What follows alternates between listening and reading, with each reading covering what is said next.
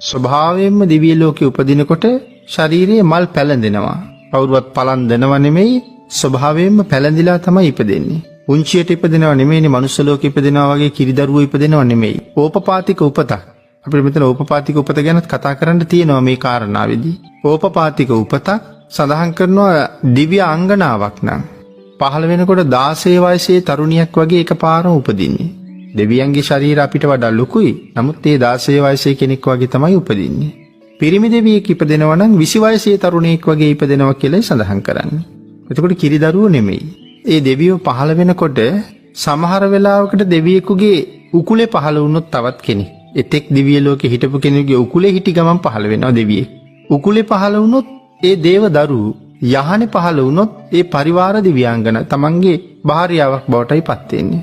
දැන් අපේ අවුරුදු වලින් ගත්තොත් බුදුරජාණන් වහන්සේ පිරිනිවන් පාල අවුරුදු 2560 ගණනක් දැන් අපිට මනුස්ස ලෝකෙට ආසන්නම තියෙන දිව්‍ය ලෝකෙ තමයි චාතුම් මහරජික දිව්‍ය ලෝක. මනුස්ස ලෝකේ ඉඳන් යොදුන් 42000ක් ඉහළින් කියනවා තියෙන. දුර හොයාගන්න ඕන නම් යොදුනක් කියන්නේ සැතපුම් 16ක්. ඒතකොට 42000 16න් වැඩි කරන්නේ සැතපුම් වලින් එනවා. මනුස්ස ලෝකේ අපිට අවුරුදු 50ක් ගෙවෙනවා කියන්නේ චාතුම් මහරජික දෙවියන්ට එක දවසයි කියන. එහෙනම් අපිට අවුරුදු 2500 ගාණක් වෙනකොට චාතුම් මහරජික දෙවිවරුන්ට දැන් දවස් 52 ඉවරයි. 53 වෙනි දවස කියනවා යන බුදුහාඳුරු පිරිනිවන් පාලා මාසෙකමාරක් වගේ. ඊටත් ඉහළින් තවත් යොදුන් 42000ක් ඉහළින් තියෙන තව්තිසා දෙව්ලෝ. ඔන්න ඔය දිව්‍ය ලෝක දෙකේම අධිපති තමයි සක්‍ර දිව්‍යෝ. ඒ නිසා තමයි දෙදෙව්ලෝට අධිපති කියලා කියන්නේ. මනුස්ස ලෝකේ අවුරුදු 100ක් තව්තිසා දෙවියන්ට එක දවසක්. ඒ දෙවිවරුන්ට එහෙනම් බුදුහාඳුරු පිරිනිවන් පාලා දවස් කීයද? 25ක් ඉවරයි. 26 වෙනි දවසේ යන්නේ. මාසයක්වත් නැහැ වගේ අය. එතන ඉඳන් තවත් යොදුන් 42000ක් ඉහළින් යාම දිව්‍ය ලෝකෙ පිහිටලා තියෙනවා. මනුස්ස ලෝකේ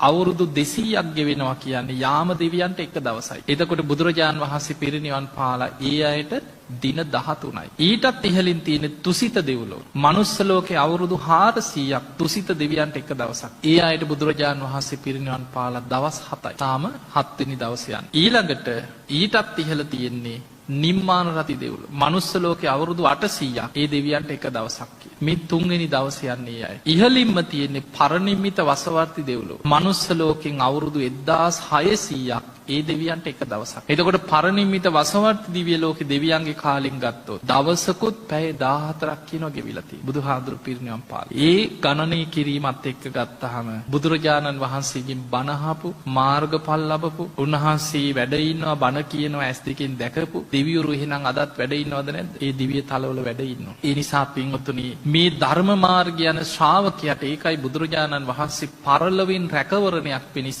දේවතානුස්සති කියන භාවනාව පෙන්වුවේ. දේවතානුස්සතිය භාවනාවක් හැටියට වඩන්න. එයා දිව්‍ය ලෝක යන්නේ දිව්‍ය සැප බලාගෙන නෙමෙයි. ධර්මාවබෝධේ කරා යන කෙනාට කල්යාණ මිත්‍ර සේවනයේ තියෙන සත්පුරුෂ ආශ්‍රයේ තියෙන ධර්මයේ දියුණු කරන්න පුළුවන් පරිසරයක් එයා අරමුණු කරගන්නවා. පරලොවින් රැකවරණයක්. මොකද සෝවාන් වුණත් කොහෙද උපදින්නේ?